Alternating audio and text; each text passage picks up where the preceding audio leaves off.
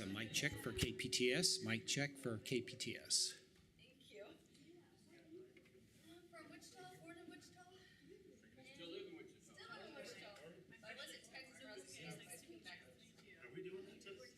No, I don't think so. When I was in Texas for a little bit. Tweaks I need to do with That was the first draft. Good, right?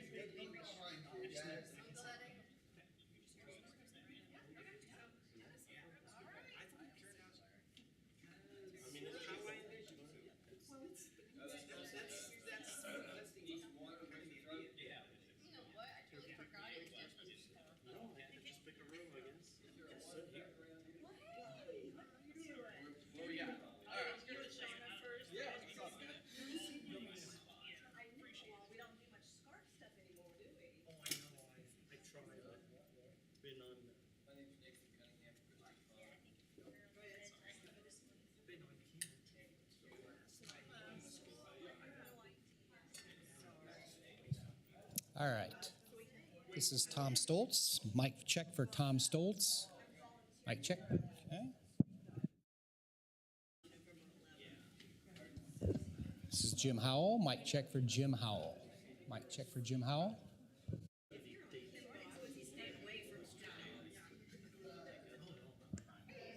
Mic check for Pete Meitzner. Mic check for Pete Meitzner.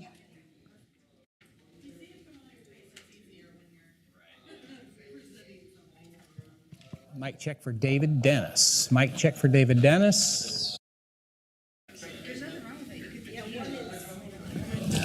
And mic check for Sarah Lopez. Mic check for Sarah Lopez.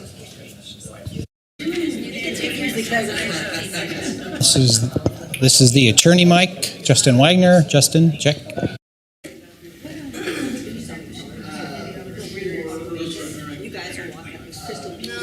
And the mic check for the clerk.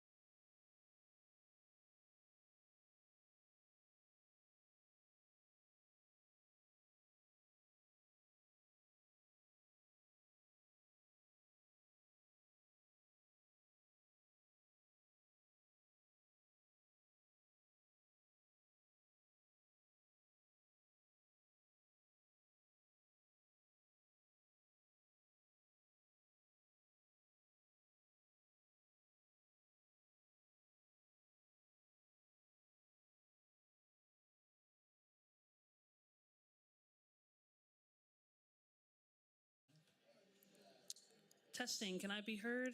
All right, we're going to be starting shortly. Everybody stand by.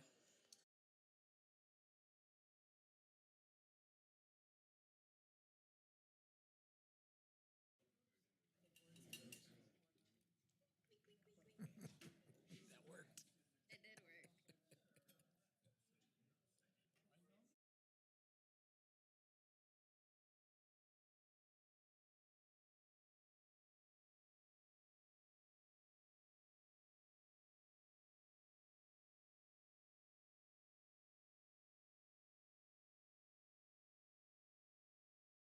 All right, stand by for 30 seconds.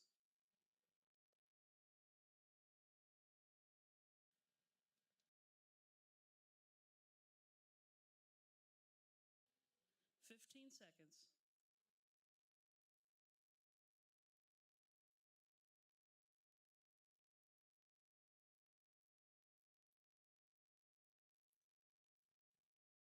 Okay, here we go. 10, 9, 8, 7, 6, 5.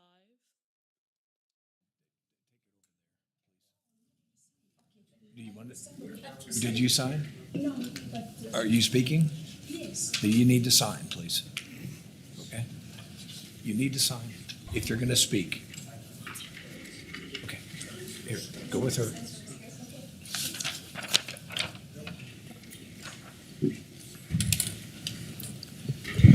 Okay, we're on. Apologies, a little housekeeping. Okay, good morning, everybody. Thank you. Again, we have a nice crowd here. Thank you all for being here. If it's your first time, we appreciate you being here. And we also have people watching on KPTS and our Facebook and YouTube channel. So with that, we'll welcome to the Wednesday, October 11th. Oh, I might mention also that Commissioner Beatty is live on Zoom, so he will be joining us by Zoom today. So welcome again to the Wednesday, October 11th Board of Sedgwick County Commissioners. Madam Clerk. Invocation to be led by Pastor Manuel Miranda. Praise Chapel and Derby. Please remain standing for the flag salute. Okay.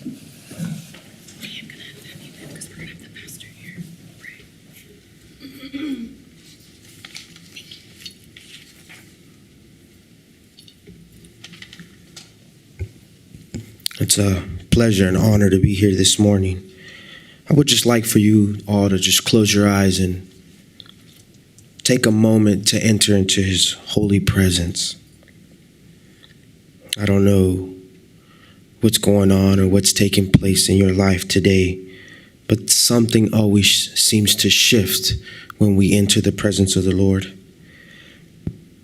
Psalms 104 says, "Enter His gates with thanksgiving and His courts with praise. Give thanks to Him and bless His name." Lord, we are gathered here in your holy presence. Lord, we give you thanks for who you are, for sending your Son to die on the cross for us. Lord, we thank you for every single person in this room today, that they may feel your presence today and always. Lord, we praise you for your sovereignty. We praise you for your glory. We praise you for your companionship and your faithfulness to us. Even in the midst of uncertainty, we know that you would never leave us nor forsake us. We bless your name this morning, and we give you all the glory in the mighty name of Jesus. 1 Thessalonians 5:18 says, "Give thanks in all circumstances, and for this is the will of God in Jesus Christ for you." Amen.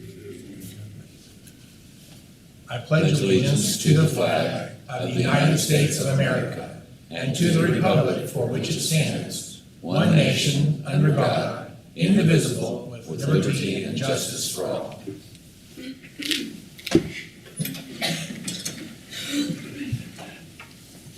Thank you, Pastor. And Commissioner Howell.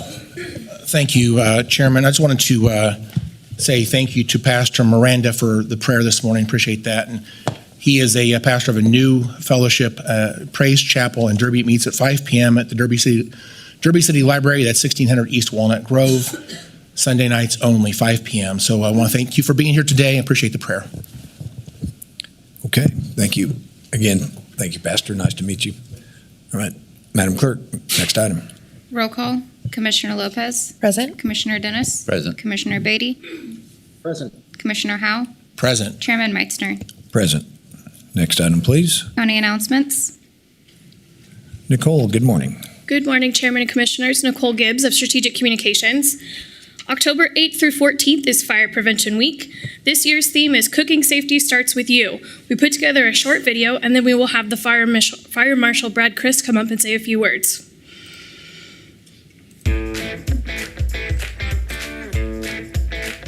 Did you know most house fires are caused by cooking?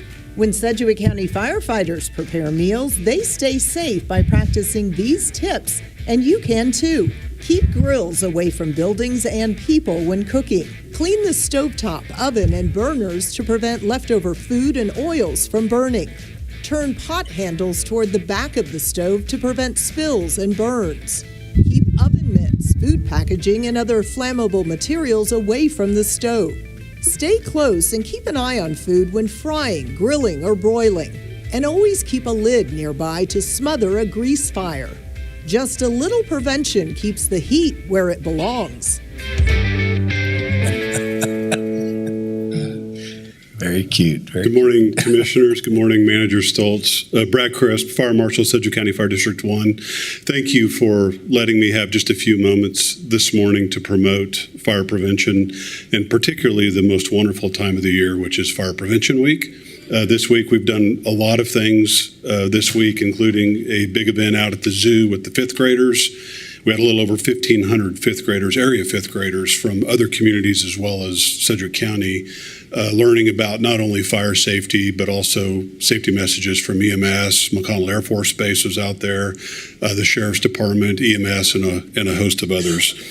We just want to remind folks that not all cooking fires start in the kitchen. A lot of them also start out on our balconies and on our porches and patios. We had just had one in Mays last week that was a significant fire from a deep fat fryer that was left unattended. And so we just want to ask everybody to take a few moments to think about when they're cooking and why they're cooking, to not get distracted and try to keep their homes and their families as safe as possible. And again, thank you for the opportunity to say a few words this morning. You bet.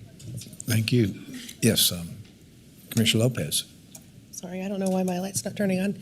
Thank you so much. I just wanted to give a shout out to everybody who was at the zoo yesterday, because I was there with my son on his field trip, and I will tell you what, I have never seen that many 10-year-old kids in one place at one time, and it was wild. But your staff did such an awesome job just talking to them, and they did this where they got to pull a rope and show how the pulley helps, and it was just a really cool experience for all of them, and doing the Jaws of Life demonstration. This group that I had was a bunch of little boys, and they just thought that was the coolest thing they've ever seen.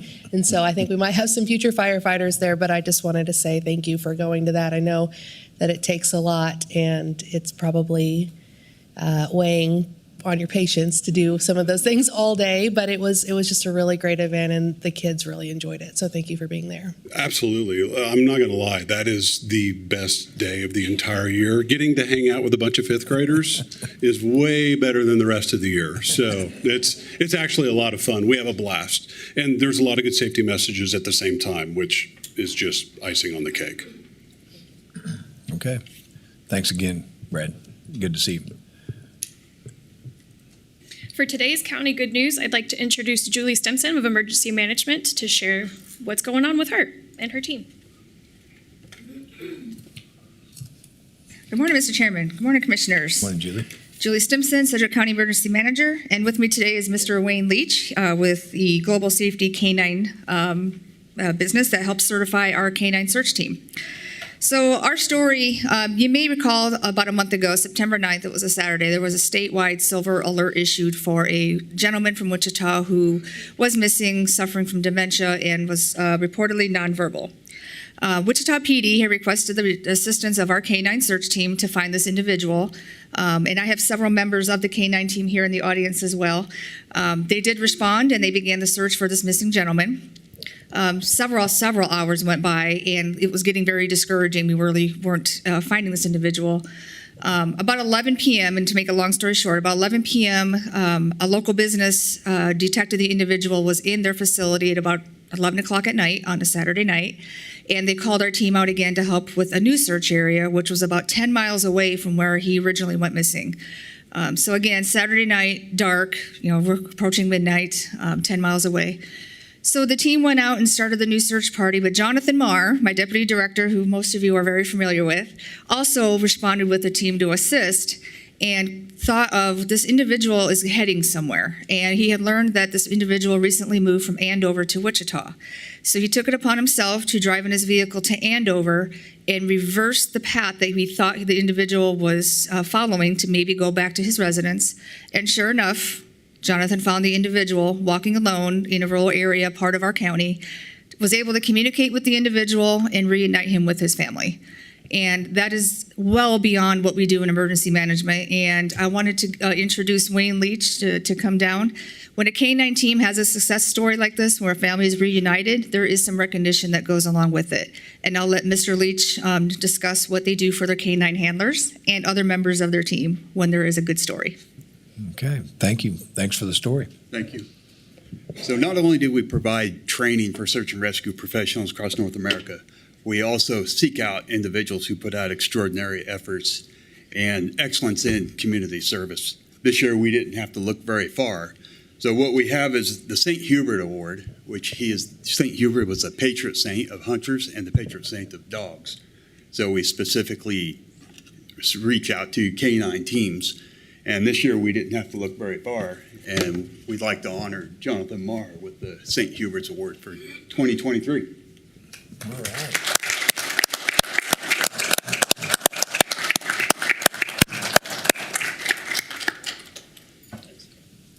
Thanks, Jim. Appreciate it. Yes, sir. Congratulations, Jonathan. Good to see you. Hi there again. So, wow, thank you, Wayne, for that, and Julie. I mean, one of the things I do for emergency management is I maintain, manage, and try to foster all of our volunteer teams. And it's actually pretty unique for an emergency management department to have a K-9 search team. Most don't. I mean, if you look across the country, we don't traditionally maintain K-9 search teams, but we're an island of resources here in Kansas, and the closest team is many hours away. And we maintain this group of individuals for disasters, but they don't happen every day. So they offer their services to local law enforcement to find missing children, missing adults. And I've learned a lot about them in the last few years. And the only reason why I was out there was to support them. I mean, these are volunteers that are disrupting their lives to go out and search for somebody. And if you've ever if you have children and they've ever gone missing, there's that sinking feeling that just never goes away. And these people care about that moment in a person's life, and they literally go to the ends of the earth to find those missing people. When I realized that I had about 6 members going out in the middle of the night at 11 p.m. to go searching, I wasn't going to let them go alone. But I wasn't out there alone. They were out there as well, and I just happened to be the person that ran into them. So, I mean, this is just as much of a credit to them as it is to me. So, thank you. All right. Thank you again, Jonathan.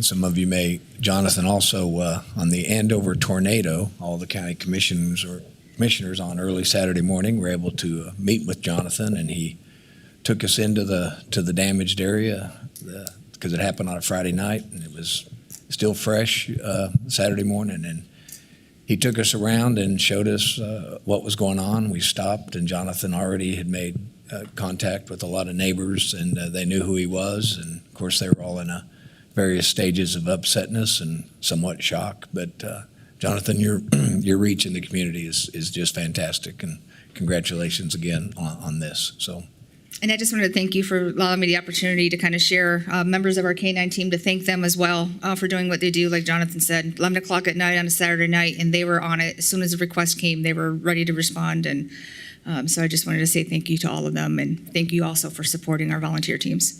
And for any of you that, if your phone went off a week ago Wednesday at about 1:20, this person here, Julie's the one that hit the button that made everybody's phone. So if you have any complaints, call Julie. And she'll, all right. I'll just delegate it to my deputy. Thanks again, Julie. That's all the county announcements I have for you today. Okay. Thank you. Any other comments? Don't see any? Okay. Thanks again. Madam Clerk, next item, please. Public agenda. Okay, public agenda. We had one person sign up, Pastor Rosemary. Sorry, I don't know the last, can't pronounce the last name. Please come to the podium. If you, I'm sorry? Okay. Yeah, if you wanted to address the commission, you need to come to the podium.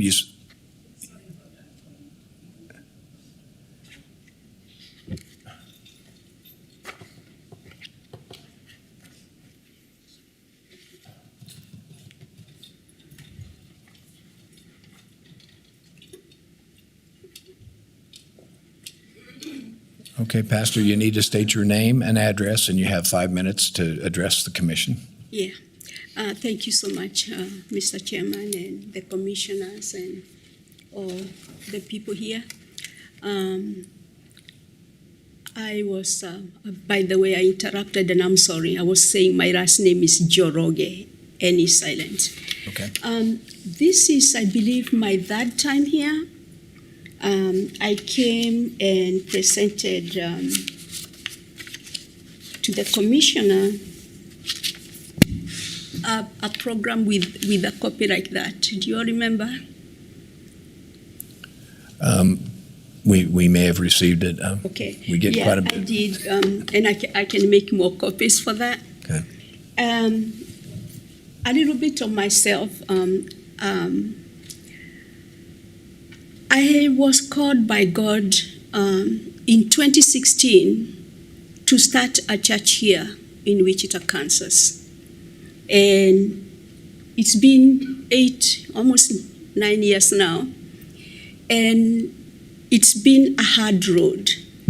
One of the things that has made my church very hard is it grew so quickly, and that's a good thing.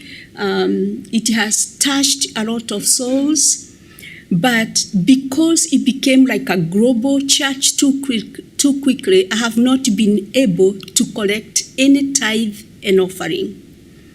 One of the problems of never having any tithe and offering is because we don't have a building.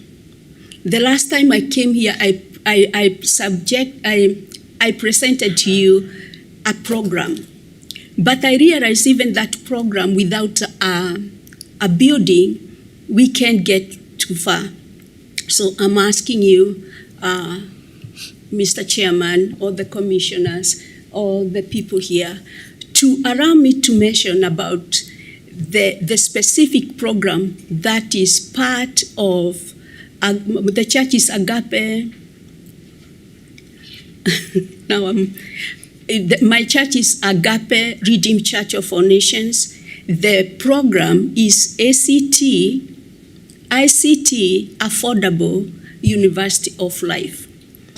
What this University of Life has come out of is that when I started the church, the Lord gave me the ministry, and He said this ministry must look at some structural programs that affect people that they are not able to find a job sometimes, or once they find a job, they are not able to stay in it.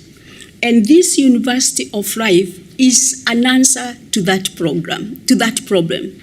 We will be able not only to be looking at, let's say, high school dropouts or college dropouts, we're going to be looking at people sometimes with the masters, like I do. I have a master's degree in public administration, but I couldn't find a job that would pay for my qualification. So I became an entrepreneur. I started a home health care here, Blessed Home Health Care, that employed over 100 people. And now, with this ICT, Affordable University of Life, the structure of it, when I asked for a funding for $3 million, but I realized if we can find a building, it doesn't have to be that high. Maybe you can cut that request in half. Because the building itself, we figured we have been doing estimates whether we build it or rent it is going to cost a lot of money for example, if we've been in a building for 8 years. So the University of Life is going to work with the people who have been in the university. Some of them are finding jobs in manual, let's say cafeteria, which are good places, but it is not paying them sustainable income to support their family. We will go and take those people. We will look at their background, we'll look at hindrances, we will look at community resources, and we will work with the communities to get these people back to work. And some of them, they may need training, others may not need it. They just need to be organized in terms of what they have done in life. So I just came back to say thank you. I've been here twice. The first time I talked to you, then you told me to talk to your budget committee. And this time I've been trying to come and you have invited me, and I thank God for all of you. I would like to volunteer sometime, and I'll find out how to volunteer in the meantime, because I like to connect with what you are doing. I also invited you to an exchange program with an East African country. All right. Thank you, Pastor. Any comments? I don't see any. Okay. We didn't have anybody else sign up for the public comment section, so Madam Clerk, next item, please. Consideration of, do we have to do receive and file? I'm sorry? Receive and file. Oh, I'll make a motion to receive and file. Second. Motion and a second. Madam Clerk, please call the roll. Commissioner Lopez. Aye. Commissioner Dennis. Aye. Commissioner Beatty. Aye. Commissioner Howell. Aye. Chairman Meitzner. Aye. Thank you. Next item, please. Consideration of minutes. Item A, regular meeting minutes of September 27th, 2023. Okay. Commissioners, you've had a chance to review the minutes of September 27th. Are there any changes or corrections? I don't see any. I'll make a motion that we approve the minutes of September 7th. Second.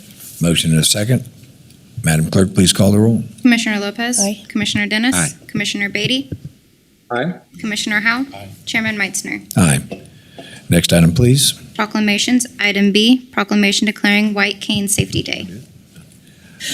Okay, Commissioners, I have a proclamation, and for those in the audience, we have two proclamations today, and when we have a pretty good crowd, we usually take a picture after the proclamation, but with the crowd, we will recess for a few minutes and we'll take the picture out right outside the door.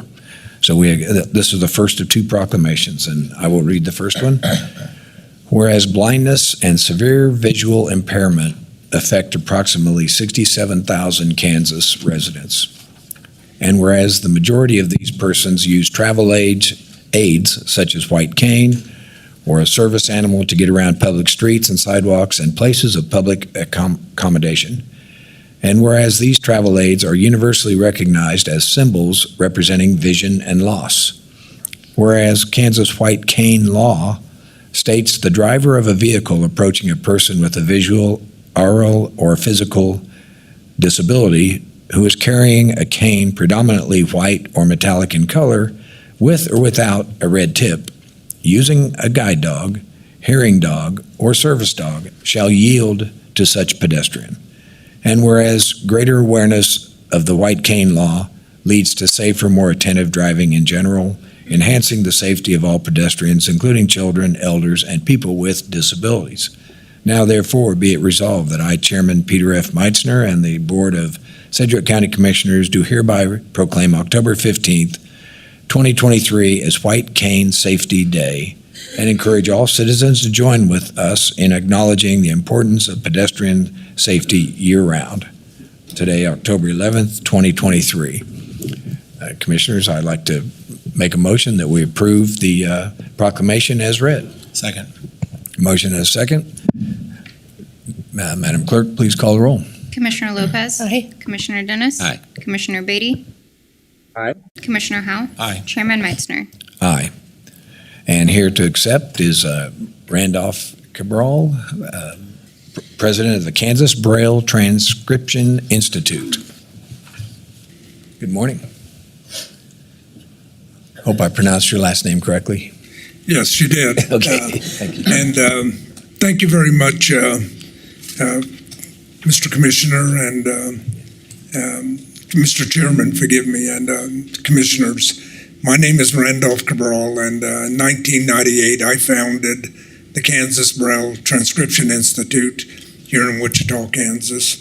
It has always been my desire to help bring education and advocacy to our blind community in Wichita and out beyond Wichita. So it's a wonderful pleasure to be here today, and thank you for accepting our proclamation for those who are blind, and to acknowledge that while this is White Cane Safety Day, it extends itself to those who are sighted as well, to be cognizant of where you're going, where you're driving. So, we again thank you for that. And I'd like to introduce Mr. Joseph Spiteri, who is with us here today to say a few words as well. Okay. Thank you, Randy. Well, you're welcome.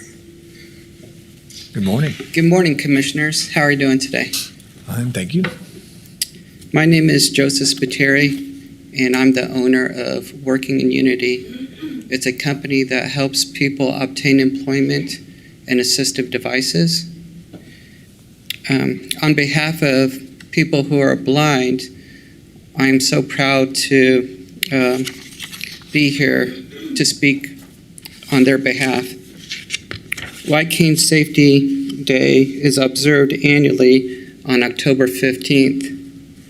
In 2023, this significant day falls on a Sunday, providing an ideal occasion for individuals, organizations, and communities to come together to raise awareness and advocate for people who are visually impaired. White canes allow people who are blind, deafblind, or visually impaired to navigate the world around them safely and independently. And this is what a white cane looks like if you guys haven't seen one. And there's different techniques that are used to be able to accomplish to go around the community safely and so that they don't get hurt.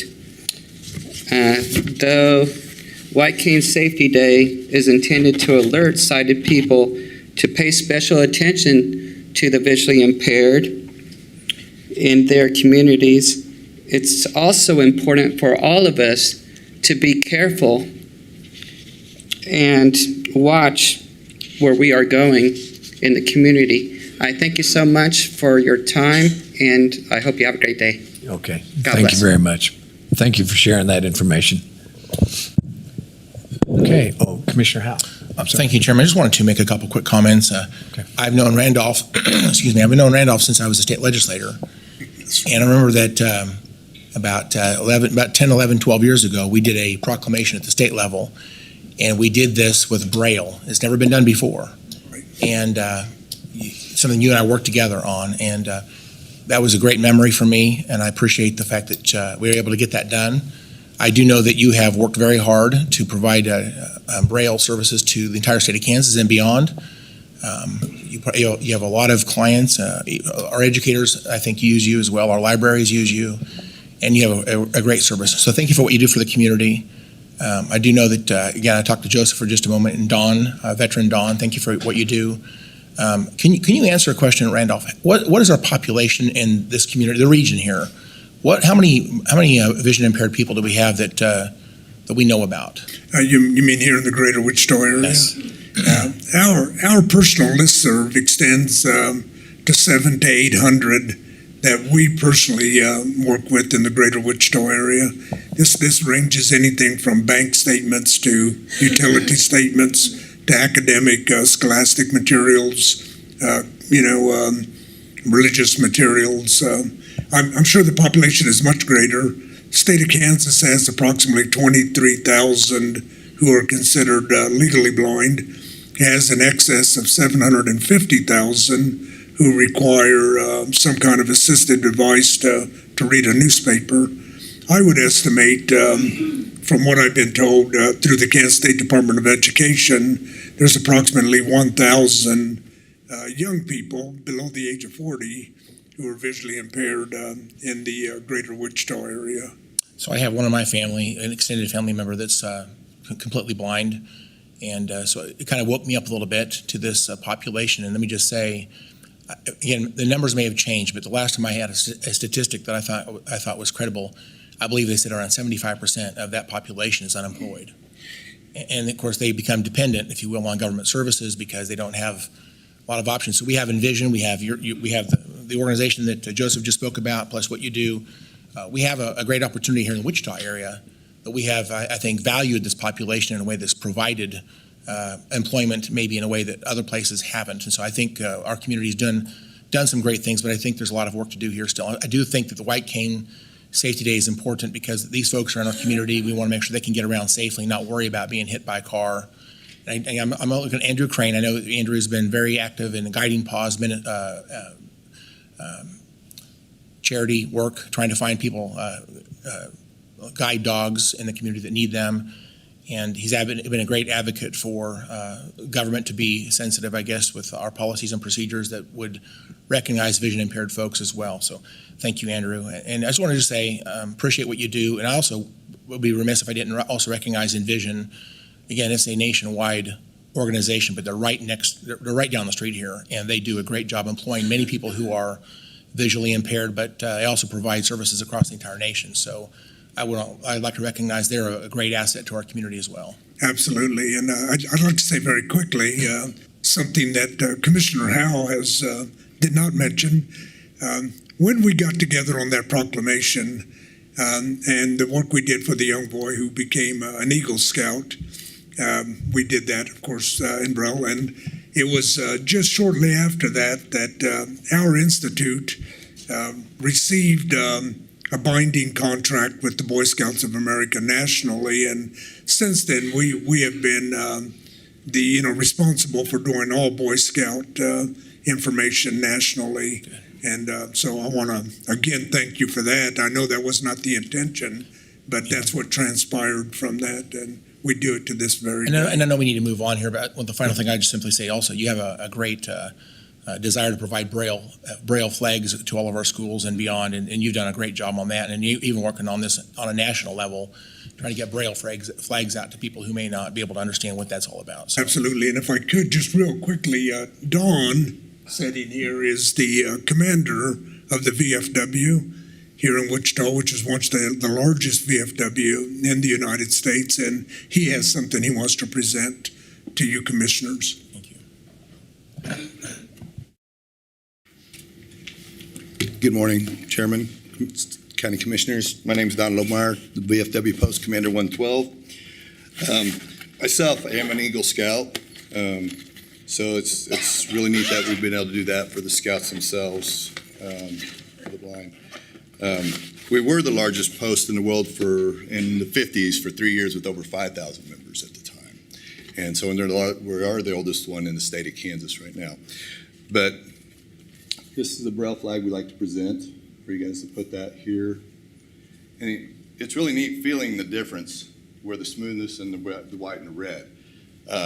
You can look at it from afar, but till you actually put your hands on it, it is really amazing just seeing that and just to feel that. Being patriotic with this, especially with Aunt Randy's father was blind. That's why he created the flag itself, so that he could see the flag itself. So we'd like to present this to the county. All right. Thank you very much. Very nice. Yep. Thank you, Donna. Thank you, Chairman. Thank you. Yeah. And Commissioner Lopez. Thank you. Well, that's really what I wanted to hit on and just say thank you for all the work that you do, and especially putting those flags into schools. I think it's really important. I think we can get almost accustomed or used to or take for granted the beauty of the flag and what it stands for, and we have to remember that not everybody has that ability to be able to see it. And so thank you for presenting that to us. That's really impactful. And I also see Bob Hernandez is here. Thank you for your dedication of 2 flags to Hayesville Public Schools. We were able to do that not too long ago, and now the high school, a middle school, and an elementary school all have one in their schools, and just appreciate the work that you're doing to be more inclusive and to make sure that everybody can see the beauty in the flag. So thank you for being here today. Okay. I don't see any other comments. Next item, please. Item C, proclamation declaring National Disability Employment Awareness Month. Okay, Commissioner Dennis will read the proclamation. Thank you, Mr. Chairman. I appreciate it. This is the proclamation of Sedgwick County, Kansas. Whereas on October 2023, the 78th anniversary of the National Disability Employment Awareness Month, and whereas the purpose of National Disability Employment Awareness Month is to educate about disability employment issues and celebrate the many and varied contributions of America's workers with disability. And whereas the history of NDEMS traces back to 1945, when it started as a week focused only on people with physical disabilities. And whereas workplaces welcoming the talents of all people, including people with disabilities, are a critical part of our efforts to build an inclusive community and strong economy.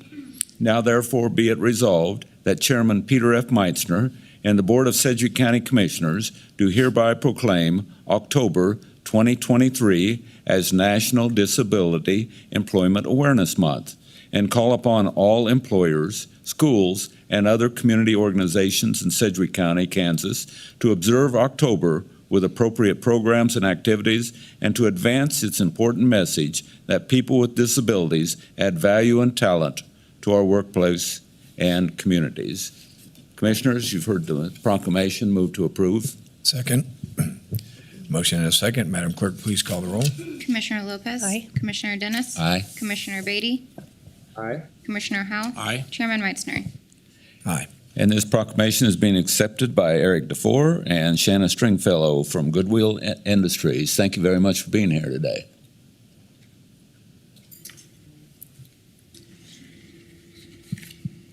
Okay, good morning. Good morning. How are you guys? Fine. Good. Thank you. My name is Eric DeFore. I'm the Community Employment Manager with Goodwill Industries of Kansas. We work with vocational rehabilitation as well as the STEPS program to help people with barriers to employment find competitive integrated employment. Today I brought Shauna Stringfellow. She's my employment training specialist, and I brought a adult project search intern, now veteran at Centos, to come say a little word. Okay. Good morning. Good morning, everybody. My name is Krista Martin. I worked in the Goodwill Day program for 10 and a half years. I worked so hard to get the job done. I learned many new things. I made good friends and had great support staff at Goodwill. Was good for me. But I was ready for that next step. I chose to participate in adult project search at Centos to learn more skills and to be more independent at work, as well as my personal life. After I completed the 7 months adult project search internship, I was ready to be hired out in the community. I quickly learned that Centos was interested in hiring me and finally got hired. I was very proud of myself in that moment. My entire life changed after being hired by Centos, I have grown a lot in my job at Centos and gained independent in my personal life. I have become a mentor to new interns of adult project search, teaching them the very same skills I learned from my mentors. I now earn a weekly paycheck, which has given me opportunities to be more independent. I truly enjoyed my internship that lead up to me being hired at Centos and now have found a job with a community that I trust and believe in myself. Thank you all for letting me tell you all about myself. That's good.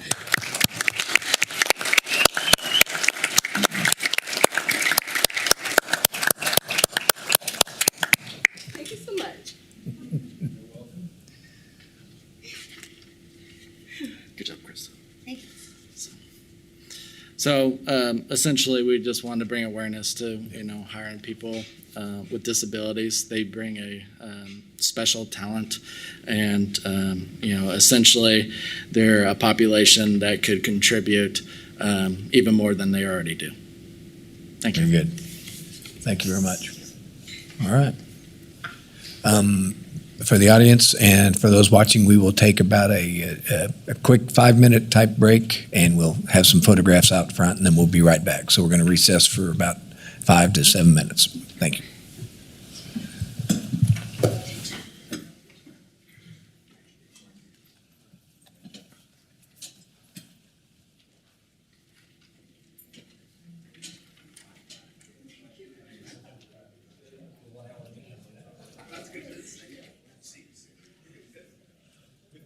It's all right, though. It's all good.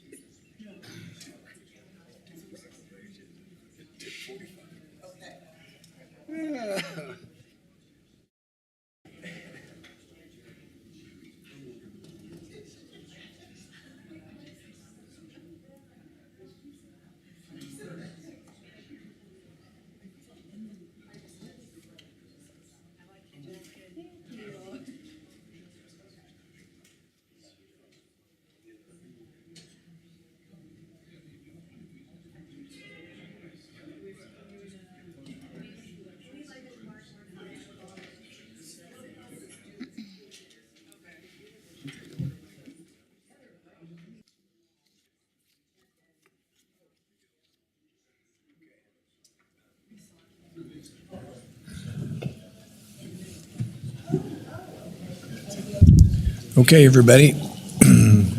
I think we're back. We don't have to have an official startup time, but it is 9:49, and we are back under commission meeting. Commissioner Beatty has joined us again. Okay, on Zoom. Madam Clerk, next item, please. New business, item D, Medical Reserve Corps State, Territory, and Tribal Nations Representative Organizations for Next Generation, MRC-STTRONG, Grant Award Agreement 2023 to 2025. Okay, and good morning. Is this Christine Stewart? Good morning, Mr. Chair and Commissioners. I'm Chris Stewart, Deputy Health Director. I'm here this morning to ask for your consideration of a grant award in the amount of $100,000 from the Kansas Department of Health and Environment, KDHE, for MRC-STTRONG. KDHE is providing Medical Reserve Corps, or MRC-STTRONG grant funding to strengthen MRC volunteer programs, including at the Sedgwick County Health Department.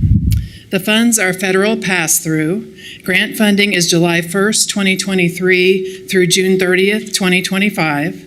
And the Health Department houses the Sedgwick County MRC Unit Number 92, made up of medical and non-medical community members who volunteer to help the Health Department, Sedgwick County, and community partners at events and in emergency situations.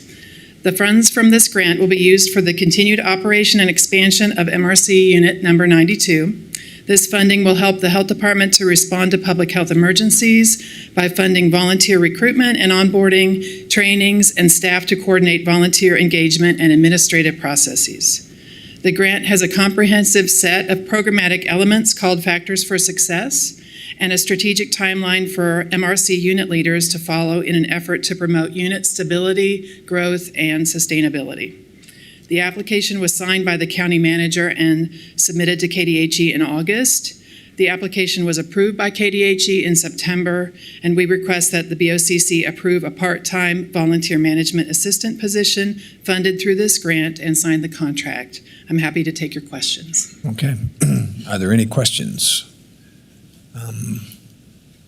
Okay, thanks for the presentation. I know we reviewed it at a staff meeting. It's kind of a lengthy motion, but I think it needs to be read into the. Chairman, you could just say take the recommended action to be incorporated by reference. Okay. Make a motion that we approve the submission of the grant as recommended in our. Yes. Okay. There's a motion, and Commissioner Howell seconded it, but he's got a comment. Thank you, Chairman. Just talks about on page 12 of our agenda book, it says requirements from Sedgwick County. It talks about 8 quarterly payments of 25% each. That adds up to 200%. I don't quite know how that works.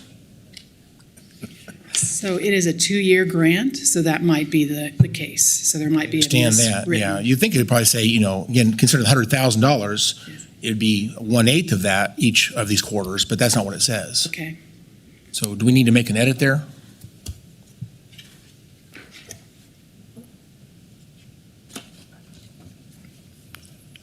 Justin Widener, County Council, Commissioner Howell, let me go back to where are you specifying that within the grant? On agenda item D, page 12 of my agenda book, it's on of this item. It's on page 3 of the agenda item.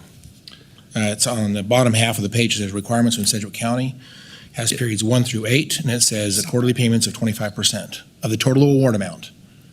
So the total award amount is $100,000, and 25% would be correct $25,000. And you take that times 8, that's $200,000. So. And Commissioner Howell, at least initially, what you're referring to isn't part of the grant agreement itself. It's part of I believe, the backup materials. If you go to the actual grant agreement, which I think begins on page 19 of the agenda materials, and page 21, actually more specifically, there's a section on compensation. And I think to your point, it talks about it being 1/8 of the $100,000 award. So I think you're correct in your observation, and it's spelled out maybe more specifically within the grant agreement. Okay, so I don't think there's a reason not to vote for it today, but I do think just to be clarified that for whatever reason, I believe that there's something is not very clear on this page. And again, should there ever be a question I believe what we mean by this page is 1/8 of the total award will be paid out every quarter for 2 years. Okay, Thank you. thank you. Okay, thanks for clarifying. So it's a motion and a second. Any other questions? I don't see any. Madam Clerk, please call the roll. Commissioner Lopez. Aye. Commissioner Dennis. Aye. Commissioner Beatty.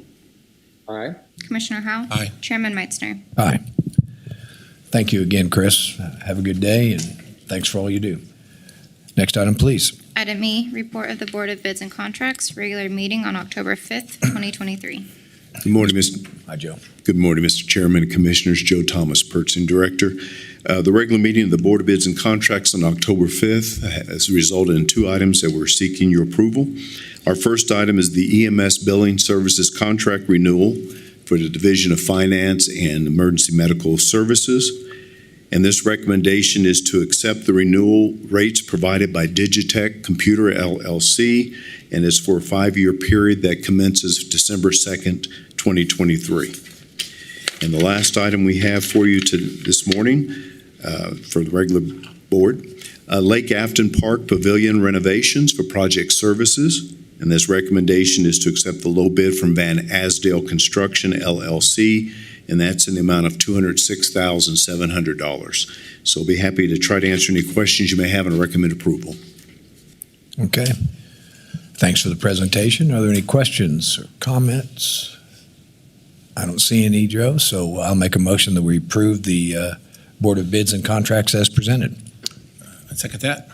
Motion and a second. Madam Clerk, please call the roll. Commissioner Lopez. Aye. Commissioner Dennis. Aye. Commissioner Beatty. Aye. Commissioner Howell. Aye. Chairman Meitzner. Aye. Thank you. Thanks again, Joe, for all the work. Next item, please. Consent agenda. Chairman, good morning. Good morning, Commission. Tom Stolz, County Manager's Office. Recommend approval of consent items F through M. Okay. Does the commissioners have any questions or comments on any of the items F through M? I don't see any. So I'll make a motion that we approve consent items F as in Frank through M as in Mary. Second. Motion and a second. Madam Clerk, please call the roll. Commissioner Lopez. Aye. Commissioner Dennis. Aye. Commissioner Beatty. Aye. Commissioner Howell. Aye. Chairman Meitzner. Aye. Okay, next item, please. Wait, I think right now we will, we'll recess the regular meeting, and we will call to order the governing body of the Fire District Number 1. Madam Clerk. Roll call. Commissioner Lopez. Present. Commissioner Dennis. Present. Commissioner Beatty. Present. Commissioner Howell. Present. Chairman Meitzner. Present. Next item, please. Public agenda. Is anybody from the public? Nobody signed up. I don't see anybody from the public to address us on public agenda. Next item, please. Consideration of minutes. Item A, fire meeting minutes from September 6th, 2023. Commissioners, if it's all right, I would combine A and B, which if you had a chance to review the fire meeting minutes from September 6th and September 27th. So I'll make a motion to approve the minutes from the September 6th and September 27th.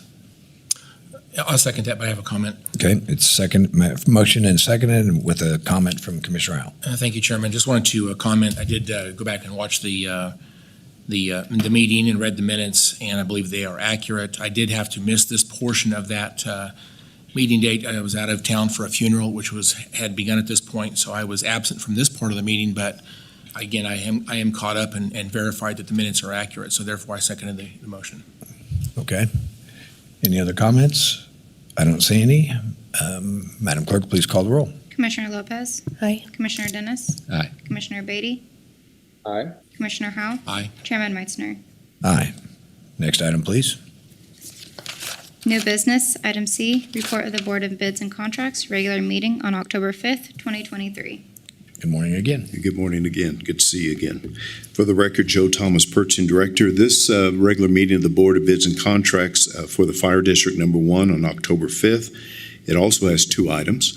Our first item is 2 each of the current model 4-wheel drive dual rear wheel crew cab utility bed trucks are known as squad trucks for Fire District Number 1.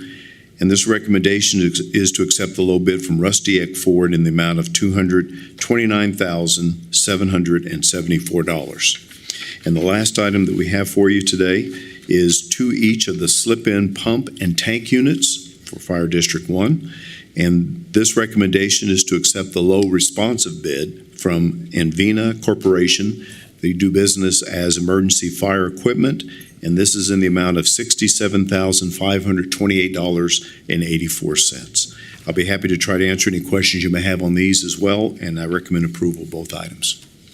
Okay, are there any questions on these items? I don't see any. Oh, I'm sorry, Commissioner Howell. Well, Chairman, just a quick question here. Again, I think we're kind of getting used to the Fire District Number 1 Advisory Council. And this, again, normally I wouldn't think this would go before an advisory council, but I am curious, since this is really the only subject matter they have is fire issues, if this was something that they would probably want to weigh in on. Again, I don't think there's any reason not to buy these vehicles, but I'm just wondering if they're aware of it and one of those things where I'd like to give them the opportunity, the respect, if you will, to weigh in on things that impact Fire District. Commissioners, Brad Crisp, Fire Marshal, Sedgwick County Fire District Number 1. This particular item had not gone before the steering council. We're still working on developing a consistent agenda and trying to understand what items they want to have come before them. I don't see any reason why they wouldn't want to look at especially these significant purchases, and I would imagine that they will eventually find their way onto the steering council agenda. And I think that'd be wise. I'd like to see them at least have the opportunity. If they're interested in this, I want to make sure we give them that respect. And absolutely. So again, right now, I think again we're all trying to get used to it. So I think maybe today is probably not the right time. But I'd be glad to support a motion to approve these items. But I just wanted to recommend, since this is the only thing they focus on is fire, everything that relates to Fire District, I would like to have them clarify what things they're interested in, and expensive equipment may be one of those things. So. Yes, sir. All right, thank you for the answer, You're Chief. welcome. Okay, there's a motion and a second. Any other questions or comments? I don't see any. Madam Clerk, please call the roll. Commissioner Lopez. Aye. Commissioner Dennis. Aye. Commissioner Beatty. Aye. Commissioner Howell. Aye. Chairman Meitzner. Aye. Thank you again, Commissioners. You bet. Next item, please. Other. Does any commissioners have anything on the fire agenda under other? I don't see any. Next item, executive session. We do not have one on the fire agenda. So we will adjourn the governing body of the Fire District Number 1 and return to the Sedgwick County Commission meeting. Next item, please. Committee reports. Committee reports. Commissioners, we serve on various committees. Anybody have Commissioner Lopez?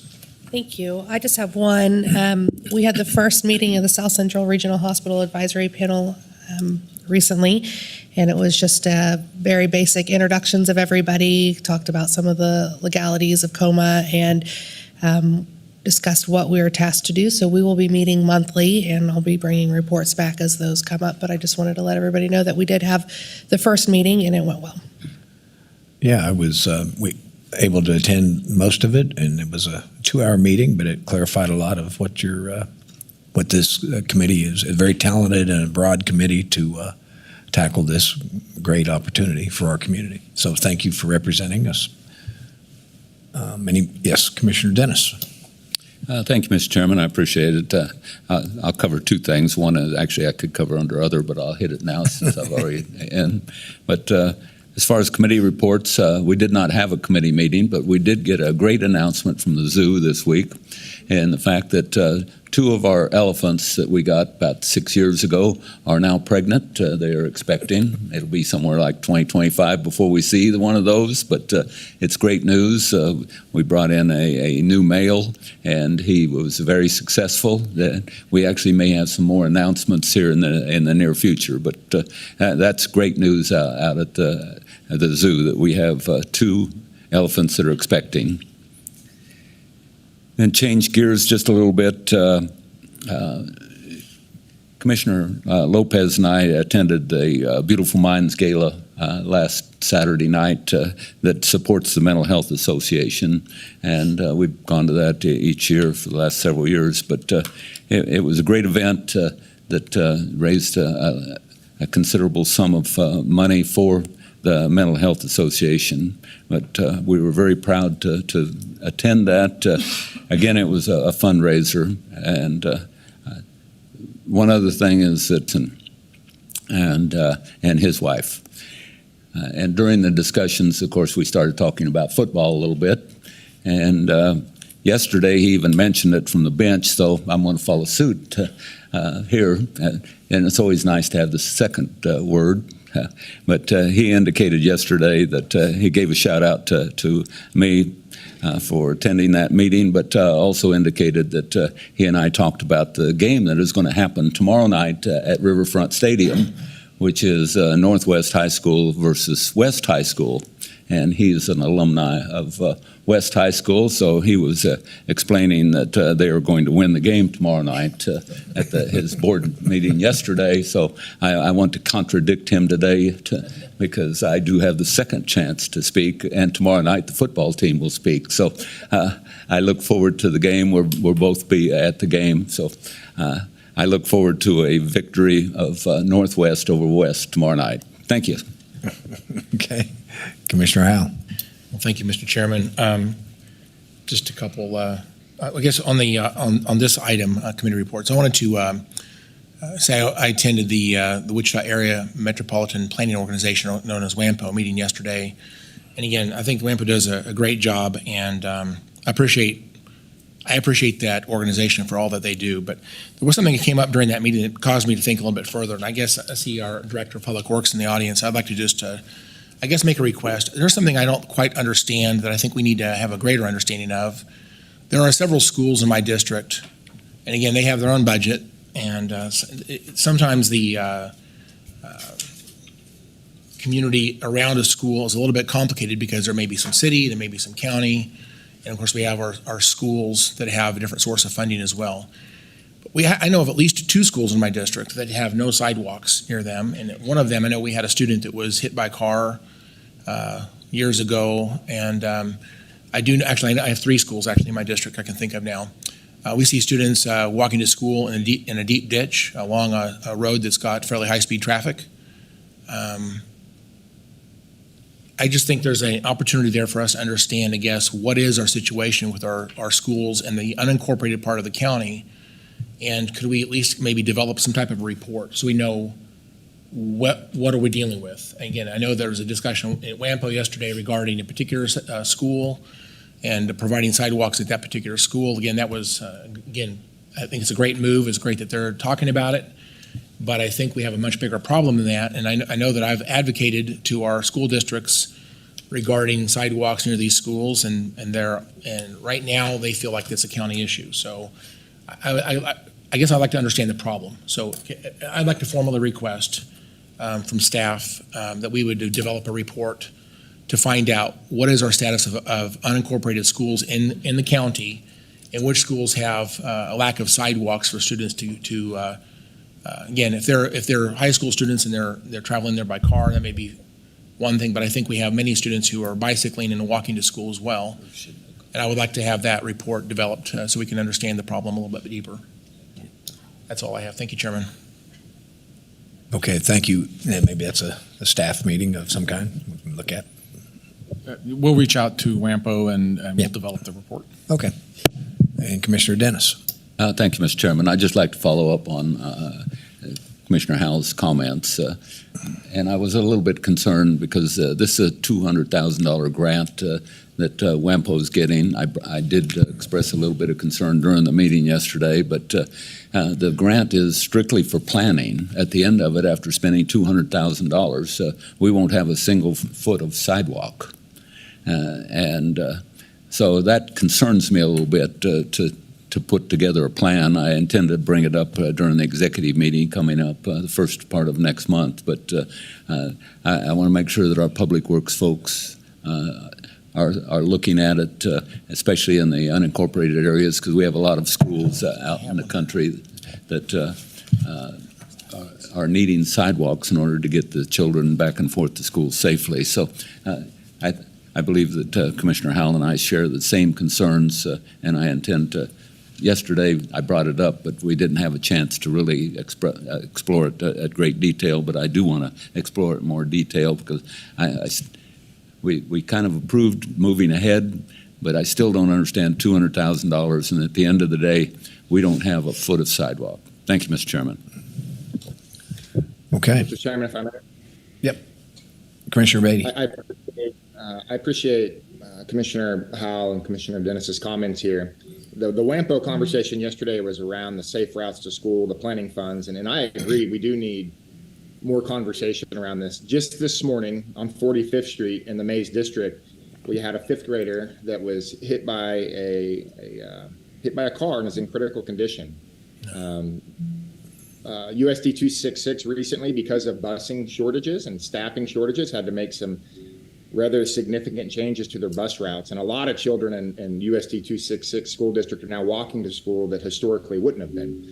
And the same situation that Commissioner Howell is talking about, children that are walking through ditches, having to cut through fields because of lack of sidewalks, is very, very relevant for the Mays School District in particular, the school district that my children go to.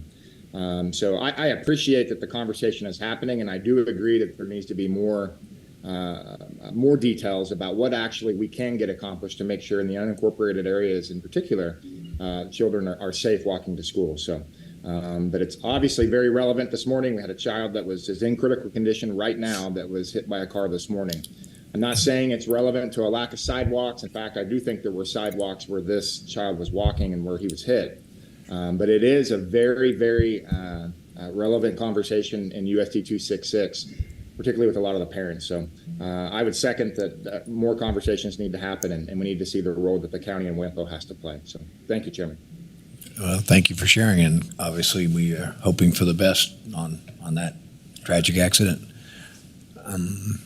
Any others on the committees that we serve? I don't see any. Next item, please. Other. Commissioner Lopez. Oh. It's fine. You can go because my Okay, Commissioner Howell. All right. Well, just wanted to mention two things. Number one, I want to celebrate with our EMS organization. They do a great job, and there's an event this Friday where cardiac arrest survivors get together and celebrate life. And I've attended that in the past. It is a tremendous celebration. But just to recognize there's people all across this community that have had the situation, had it not been for EMS, they would not have survived. And we're making a big difference in Sedgwick County. Our public safety officers across the county provide great services that people depend on. We have to be in the right place at the right time. We have to have a fast response and to have the skill set to save lives. And we have a great system of that type of care. I like to just recognize how great that is. And when you come together and you see all the people who are there to celebrate life because they would have died but for our EMS and firefighter personnel that have provided that life-saving skill, I want to celebrate with them, and I want to just recognize them today. That I think they deserve to be recognized, and I am so glad that we take time to celebrate this huge accomplishment for so many people in our community. So thank you for our EMS team. Second thing I'd like to mention today is I've been doing these tax talks around the county. I offer myself to any organization that wants to do one. The Derby Senior Center has asked for one, so I'll be doing that on Monday next week at 2 p.m. At the Derby Senior Center.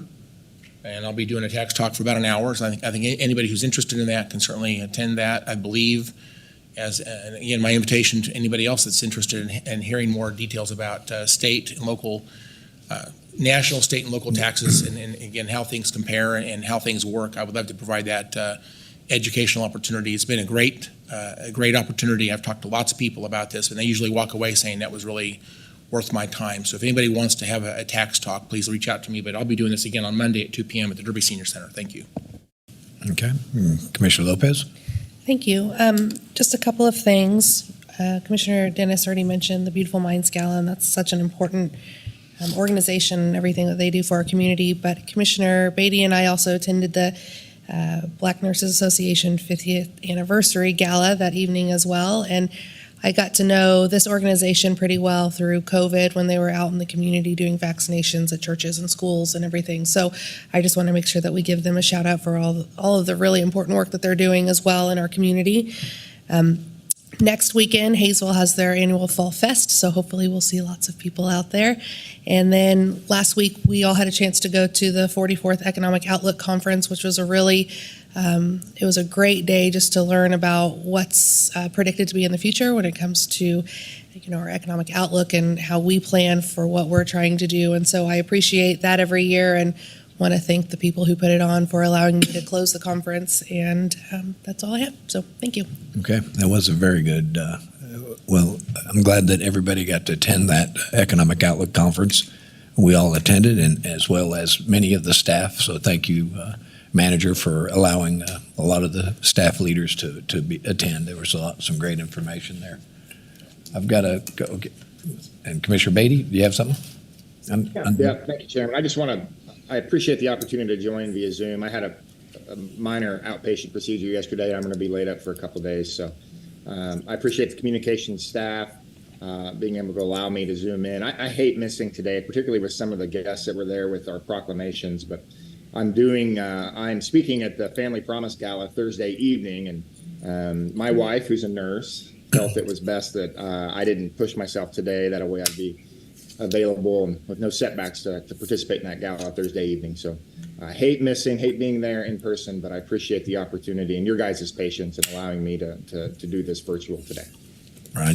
Well, and get well soon, which I'm sure you will. I got a couple of things under other. Speaking of WAMPO, I will share this with our communications department to maybe post publicly, but WAMPO is doing a survey.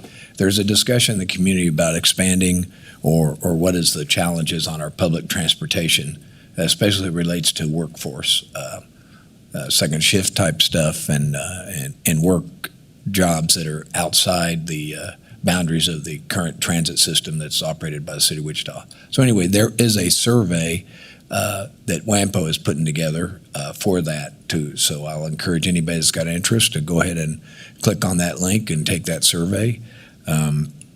Also, to follow up from a little bit of the football conversation, I was able to participate in the East High 100-year anniversary parade last Saturday. It was a wonderful event, a great tradition of East High, and I think they were originally called Wichita High School until a few years right afterward, North came on the scene. There was East and North.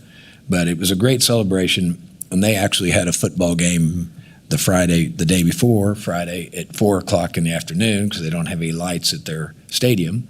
But they had their first football game on campus at 4:00, and they all were talking about it and had a blast with that. And later on that night, I was able to attend the Capon and Bishop Carroll game out at the Riverfront Stadium, which you've mentioned before about Riverfront. I just want to, Jay Miller and his staff that runs the Riverfront Stadium, part of their vision was to have high school football, and they're doing it, and they're putting in great crowds, and it's a great atmosphere, and so I think you'll totally enjoy it, and I congratulate the city and the new stadium for that. And then one other brief reminder is next week on the 18th of October, we are not having a commission meeting because the Kansas Department of Transportation is having their local console meeting that same morning, and it's important for our region and some of us to attend that because that's determines projects of KDOT in our region. So we will be attending that, and we're moving that 18th meeting to the last Wednesday of the month. And then, if I may, finally, if you just allow me as the chair, I didn't put this in front of the commission, but with the world events going on right now, I just want to take a moment to personally mention the senseless attacks that have taken place in Israel. And the recent acts of violence have caused immense pain and suffering. And my personal heartfelt condolences go out to all the people, the families affected by this during this difficult time. Every loss of life has been tragic. My hope that a lasting and a just peace can be achieved in the region and bring this tragic to end to this conflict. So that's just my personal statement. I'm not asking for any motion or anything. It's just a statement. So anything else? Okay, I don't see any other comments. Next item. Executive session. We do not have an executive session today. So is there any other actions that need to come before the Board of County Commissioners? I don't see any. So with that, we stand adjourned. Thank you. Voting delegate on the future agenda. Yeah, you don't know, Justin.